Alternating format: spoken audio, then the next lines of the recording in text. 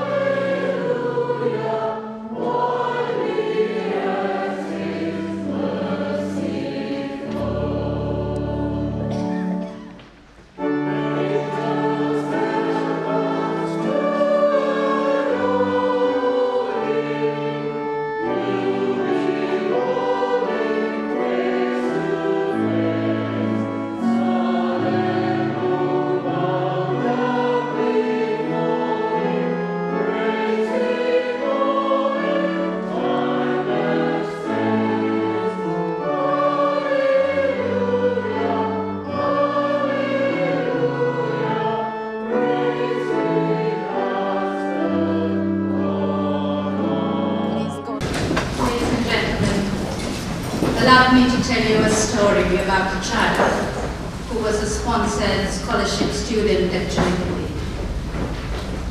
She grew up inspired by those who walked before her, the cloud of witnesses, as someone put it.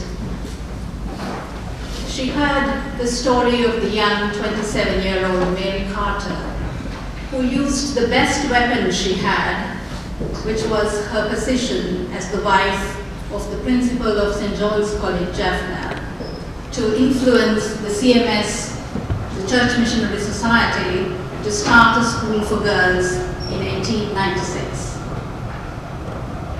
The child wondered how a young single woman like Muriel Hutchins, straight out of Oxford, or the non-English speaking accomplished German musician Annie Offengartner, travelled from faraway lands, braving wars and risking lives to come and serve in remote Jaffna.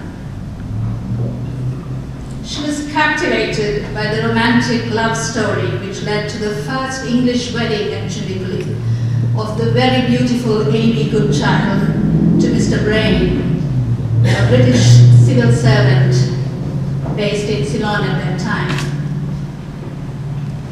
She also learned in 1920s there was Miss Willis, a young Master of Science graduate from Manchester University, who would take the boarders outside on the darkest of nights to gaze at the stars for a lesson on astronomy. And of Miss Willis's keen interest in birds that led to her publishing a book on the birds of Ceylon in the 1930s. Of Miss Page, the principal from 1905 to 1931, running the school, standing firmly on her knees. One story resonated strongly with her. That was the story of a coconut oil trader from Allingty, a remote village in Jaffna, who came to Chundikuli with one plea, and that was to accept his daughter at Chundikuli. They did, and that child grew up to return the favor, and was none other than Dr. Evangeline Muthama Thivengaram. Dr. Thivengaram was a trailblazer, a woman far ahead of her times. She was one of the first women in the subcontinent to gain a doctorate in science, and the first Asian woman to fill an exchange professorship in the United States as chair in zoology at Wellesley. She spoke out on the role of women in nation building during the advent of Sri Lanka's independence. A feminist long before we embraced the term. These and other such stories are what kept this sponsored student inspired. That child was me. I am both proud and humbled to be standing here, looking over this congregation to see numerous generous sponsors. Women like me will be forever grateful for your kindness and generosity. Growing up as one among 6 girls, all of us attended the school that our mother had attended, as well as most of our cousins from our mother's side, as well as our father's side. As I started school life in 1969, it was natural to feel I belonged at Chundikuli. It was only when my name started to get regularly left out from the roll call of those who had paid the term's fees did I begin to realize something wasn't right. But I was not the only one. The school administration had taken note of it too. They found sponsors for me and for 2 of my sisters and made it possible for us to attend Chundikuli with dignity. For most of us, Chundikuli was more than a place of instruction. It was a community with character and purpose. It was very natural for a Chundikuli girl to know something of everything. This characteristic, as many of us know, is often to the great annoyance of our spouses these days. It was at school that I learned to appreciate classical music, to make biogas out of the hostel waste, to cultivate freshwater fish, and to be a fearless backstage technician as well as a stage actor. It was here that I was introduced to Jane Austen and the Bronte sisters, to Shakespeare, to Wordsworth, to Marx and Engels, to Chekhov, to Bertolt Brecht, as well as to the works of James Baldwin and Wole Soyinka, and also developed the consciousness for freedoms and liberations denied. If there is one thing I have never been able to shrug off, even when feeling burdened, is the the sense of responsibility for Chundikuli's welfare and the part she plays in the community and the world. For she is woven into my identity. I believe I am her faith, her hope, and her dreams. The school enabled us to learn and explore numerous extras, such as music, theatre, the arts, and sciences within its curriculum. I am grateful to the very kind individual Edwards who took time to teach me the treble part of the theory of music so that I could play a recorder. And to Mrs. Anandanayagam, paying her own money for my transport to give me opportunities to sing her Carnatic compositions at the Ashram Bhajani. And that's how I learned my music. And then there was Nirmala Ragasingham, an old girl and one of my most favorite teachers, who opened the world of theatre and politics for me. Still very active in social justice, I have on occasions realized that the only way to meet her if ever I was in London is to join her in a picketing campaign. Growing up as students, we instinctively sought from among the teachers heroines on whom we could model our growth. We had women of character as teachers, devoted and faithful stewards, who passed on the stories of the women before them to us. One great storyteller was Mrs. Pavalam Kumarasamy, who instilled in us the stories of Miss Page and her fervent prayers. To this day, I am ever assured by them. They were my inspiration long after I left Chundikuli Girls College. So in closing, I would like to pass on the same to all Chundikuli girls, present and past. The words of Miss Page from her farewell letter written in 1931, to quote, "Believe me when I say that I value your love and your loyalty more than I can ever tell you. I shall never forget you, because I have you in my heart, and there you will remain. Every day I lift you up in my prayers towards the heart of our loving Heavenly Father, and I long that each and every one of you shall have the right to call yourself his child." End quote. Thank you. Ladies and gentlemen, it is my privilege and honor as a past pupil of Chundikuli Girls College to present a period covering 1950 to 1960 to this 125th year celebrations of our alma mater. My recollections of my school days are from 1960 to 1968. Was one of sound education, laced with godly principles, guidance, dedicated teachers, fun-filled extracurricular activities like sports, cooking, singing, science experiments, art classes, and elocution. It was a time of my life with the best and the friendliest girls in my classroom. Mrs. G.S. Chelia was our principal. My father, Reverend Etienne Handy, being an Anglican priest, and with links of his father, Reverend C.C. Handy, being one-time principal at St. John's College, Handy House named after him, naturally found Chundikuli Girls College, an excellent CMS-based school for his youngest daughter to study. We lived in Kopai, 5 miles away from Chundikuli. My father arranged a van that collected 8 girls from Kopai, Irvalai, Kalyangadu, and finally dropping us all at school.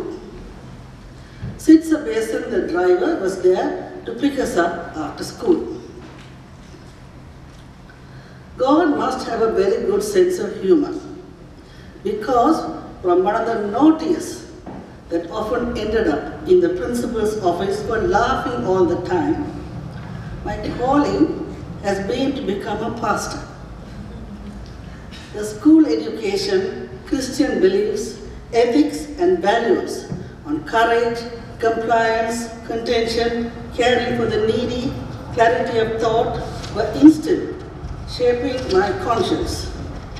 The conscience to train and obey its inner voice was the foundation that God prepared for me to minister to the souls of the broken-hearted, the destitute, the refugees, the asylum seekers, and the unloved. Similarly, I believe hundreds and thousands of young women's lives were educated and shaped to fulfill their destiny and contribute their assets in various professional and career paths to touch the world.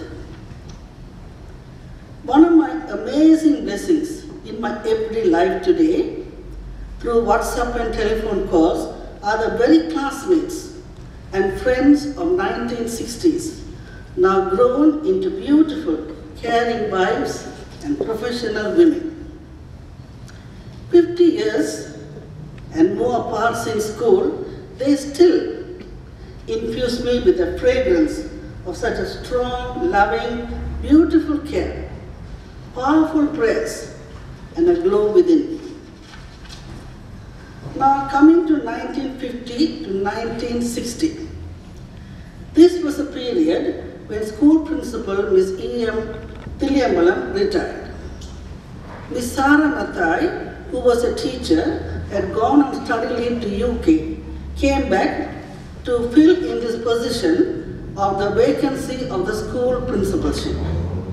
Miss Kelk in this period was the vice principal. The school financial sounding was so great at this time that the school owned a car and was released to be used at subsidized rates to the school staff to hire for travel purposes. In 1955 November, there was a remarkable bad weather and the Katan roofs of the classrooms were wrenched off and the classrooms were badly damaged. This gave room to a plan of foundation where the school embarked and invested on building classrooms with concrete walls and tile roofs. The current athletes at this time were lucky. The school funded their travel and stay in Colombo for the AA meet. Successfully, Chundikuli Girls College won the Griffiths Challenge Cup for 3 years. The winners were Rajesh Sabaratnam, Nesamala Thambiraja, and Rupani Vedana. During these 10 years, there was an annual play of high standard which produced extraordinary acting and stage skills and talents in hundreds of students. Teachers and students tirelessly practiced, rehearsed, and hand-stitched costumes providing a standard of acting and drama which excelled year after year. On the sports level, there was an annual sports meet, initially held at Old Park and then with negotiations with St. John's College. The traditional march past was initiated at the St. John's College grounds.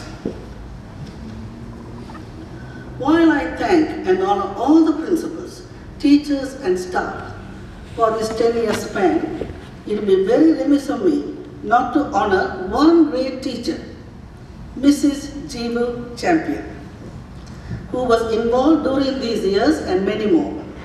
She is here with us this evening with such grace. She was involved in almost every aspect of the events I have mentioned. Thank you, Mrs. Champion. I am amazed at the supreme standard, high achieving results year after year, even during the war years that Chundikuli Girls College has achieved. The extracurricular activities have complemented the educational strides. I am, as much as each one of you, all girls of Chundikuli Girls College, have had our education, formation of our womanhood, instilled Christian values, and the aroma of who we are have been blessed and shaped into our individual destinies. I end this note of acknowledgement with a prayer of blessing to the school, Chundikuli Girls College, the foundational, past and present. I pray that God, who initiated this great body of educational institution for millions of girls for 125 years, will continue to watch and anoint new levels of wisdom and knowledge for the generations to come. Amen. Blessings. Children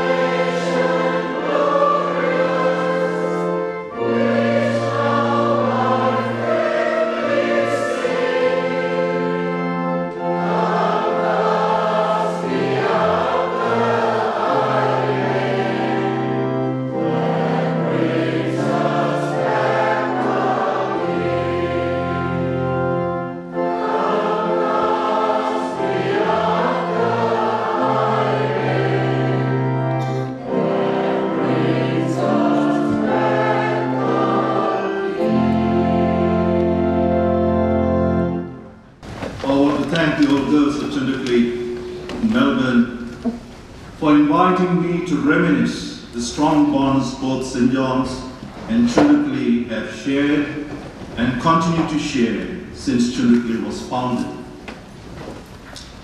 I stand here as a beneficiary of the nurture that Chundikuli has offered to my family.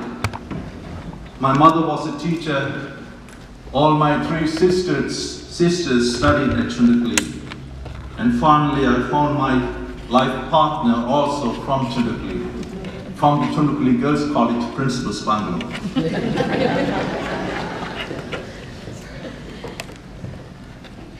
The story of Chundikuli is the story of a parable that Jesus spoke, the story of a mustard seed, as shared by Shamini earlier, a thought of a parent planted in the minds and hearts of Mrs. Mary Carter.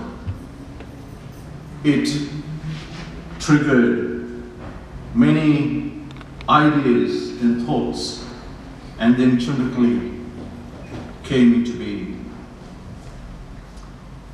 Since the humble beginnings of Chundikuli at the Principal's Bungalow at St. John's, the history of both schools have been intrinsically intertwined.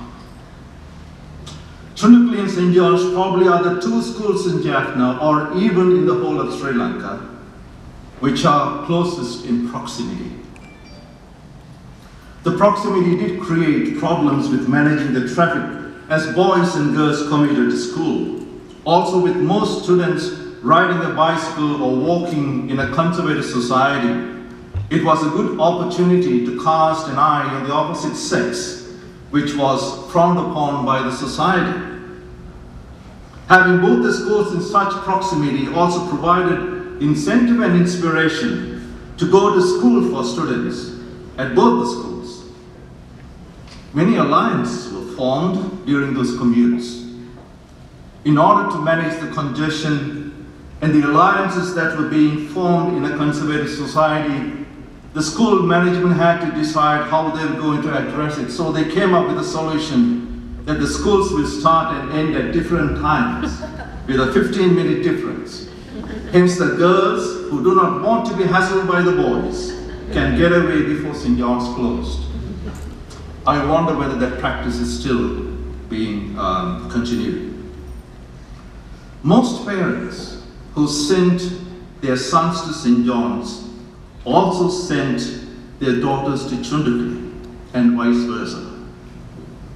Both the schools sought to collaborate on common undertakings wherever they could, especially in religious activities.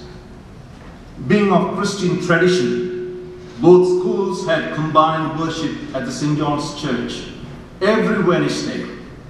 The worship was led by the chaplain or the parish priest, with the elements of worship shared between the schools. The combined choir of both the schools was another feature that attracted members to the choir, especially at St. John's. There was always excitement when the Chundikuli girls choir members would tread into St. John's for the combined practices during Easter and Christmas. So much so, some of my Hindu friends used to ask me whether they could join the choir. The combined choir rendering of the Hallelujah chorus at the combined schools carol service was very much looked forward to. We also from time to time had joint ACM and held debates. St. John's has always shared their facilities when needed by Chundikuli, especially in sports, when a larger space was needed to train in athletics or sports. Many old girls from Chundikuli also taught at St. John's.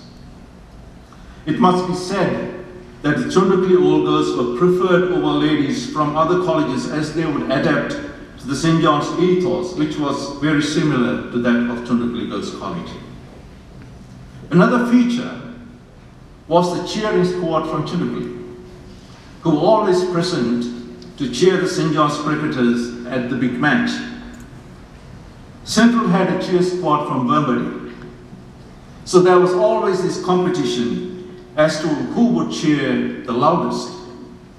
I'm sure it provided a much-needed inspiration for the players and an entertainment for the spectators. The prefect body of both Chundikuli and St. John's were invited to each other's athletics meet. The administration, especially the principals, had to have a good collaborating working relationship and support each other. I know of many instances that my late father had to consult with the principal of Chundikuli to make decisions, especially during heightened political tensions and violence, to safeguard the students and respond to the many challenges.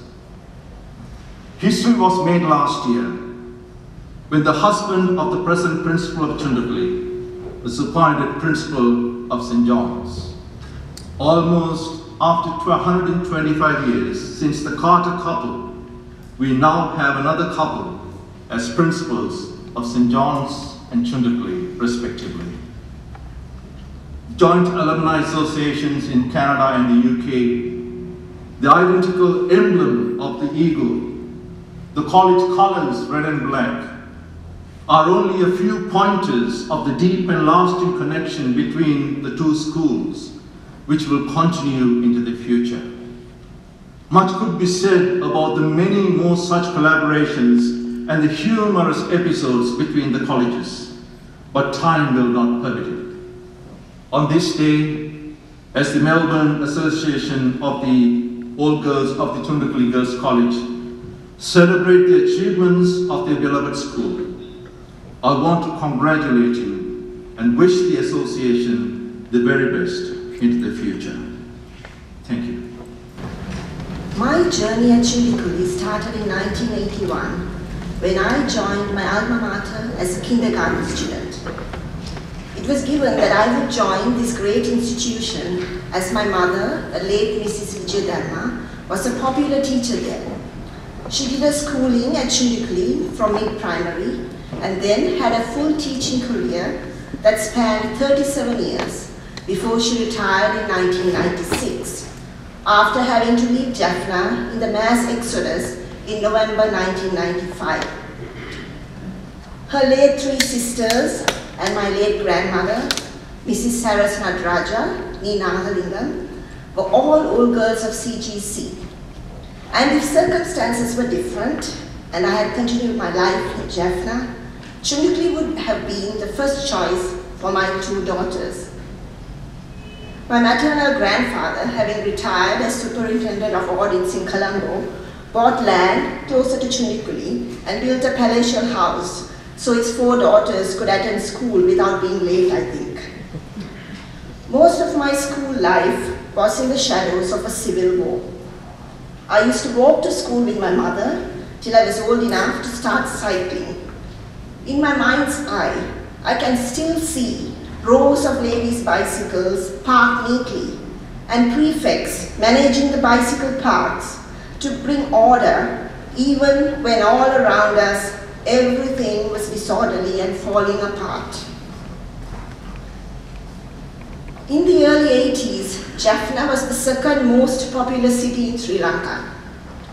All of this changed due to the civil war. By 1994, the final year of my secondary schooling, less than 70,000 inhabitants remained. CGC premises was a place of refuge for many when the Indian Army took over Jaffna. There was a lot of unrest in 1987. Despite the terror and conflict, one thing never wavered.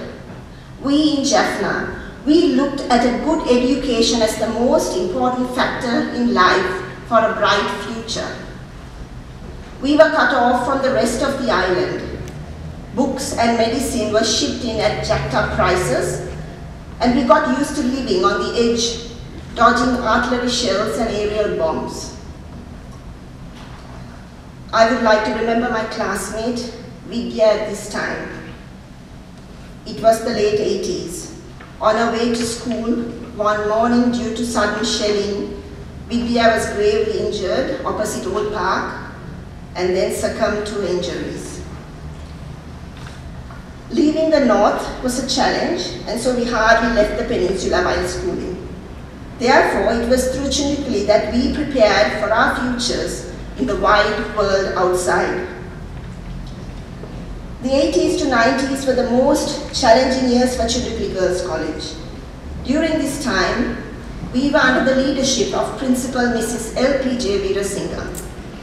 Those of you who know Mrs. Veerasingham would know what a gentle, soft-spoken, quiet personality she is. We saw her steer us through many a turmoil to safety with that quiet, astute personality. She had enormous respect and trust from the students and the community. Our university entrance and national exam pass marks were quite high. Mind you, this was during a time when our schooling was sometimes interrupted for months due to the raging conflicts. We also had no electricity. Mrs. Veerasingham arranged for generators in the school for those students preparing for national exams. Reflecting back, there were many lessons I learned that still guide me to this day.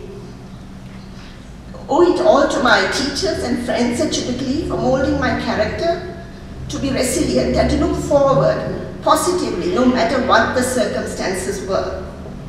There were many leadership opportunities provided to CGC girls, and we freely spent most of our after-school hours at school doing extracurricular activities and did not miss out on quality sports even during the difficult times in Jaffna. I was the head girl in 1994. Having been the secretary of the English Union and Advanced Level Union prepared me well for this great leadership opportunity. After the exodus in 1995, CGC started makeshift classes in Kilinochchi. When people could get back to Jaffna in 1996, the principal, Mrs. Rajaratnam, literally picked up the pieces to restart the school. The Page Memorial Block was opened during her time. Chundikuli keeps flourishing under the able guidance of its principal, Mrs. Thusidaran. Her steadfast Christian faith and trust in God has guided her over the last 15 years. We thank God who helped CMS to build the school and are humbled by the blessings that help Chundikuli continue to provide good, all-rounded education to girls in Jaffna. In closing, I would like to reflect on what a great blessing Chundikuli has been and is for us all, and leave you with the words from a favorite hymn. Count your blessings, name them one by one. Count your blessings, see what God has done. Count your blessings, name them one by one, and it will surprise you what the Lord has done.